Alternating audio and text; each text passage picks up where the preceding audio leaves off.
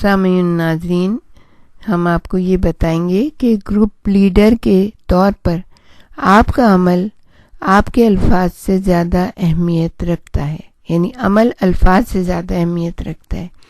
یہ باتیں فائدہ مند ہوں گی اگر آپ، پہلا نقطہ یہ ہے، ہر ایک کے ساتھ دائرے میں بیٹھیں، الگ ہو کر یا کسی ڈیسک کے پیچھے نہیں بیٹھیں، سادہ مقامی لباس پہنیں، خصوصاً اگر آپ خود مقامی ہیں، بولنے سے زیادہ سنیں، بات نہ کاٹیں، خصوصاً جب کوئی آہستہ بول رہا ہو یا اسے اظہار خیال میں دشواری ہو رہی ہو۔ پھر نقطہ یہ ہے کہ تنقید کی دعوت دیں اور اپنی غلطیوں کو تسلیم کریں، جو بھی ہے، اسٹوڈنٹ بھی اور استاد بھی دونوں اپنی غلطیوں کو تسلیم کریں۔ پھر ہے کہ کھلا اور دوستانہ رویہ اپنائیں، اپنی ذات کے بارے میں بتائیں، اپنے اندیشے بتائیں، اپنی کمزوریاں بتائیں اور اپنی خوشیاں بتائیں کہ کس چیز سے آپ کو خوشی ہوتی ہے، تو پھر وہ یہ محسوس کریں گے کہ یہ تو ہمارے ہی جیسا انسان ہے،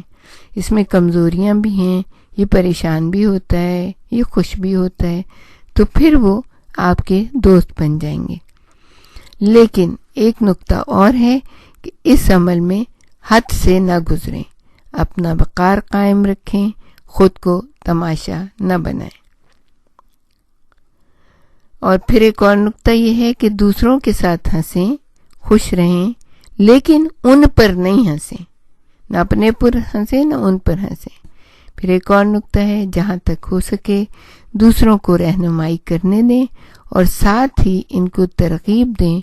کہ ہر ایک کو برابر موقع ملنا چاہیے، چاہے کوئی بھی ہو، اس میں ہر فرد گفتگو میں شامل رہے۔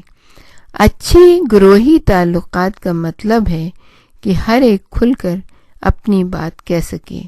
لیکن دوسروں کی بات سننے کو بھی تیار ہو، اچھے طریقے سے سیکھنے اور علاقے کی فلاح و بہبود کے لیے یہ بہت زیادہ ضروری ہے۔ صحت کارکنوں کو اس عمل کو سمجھنے میں مدد دیں تاکہ وہ اپنی مقامی آبادیوں میں اچھے گروہی تعلقات کے لیے کام کر سکیں۔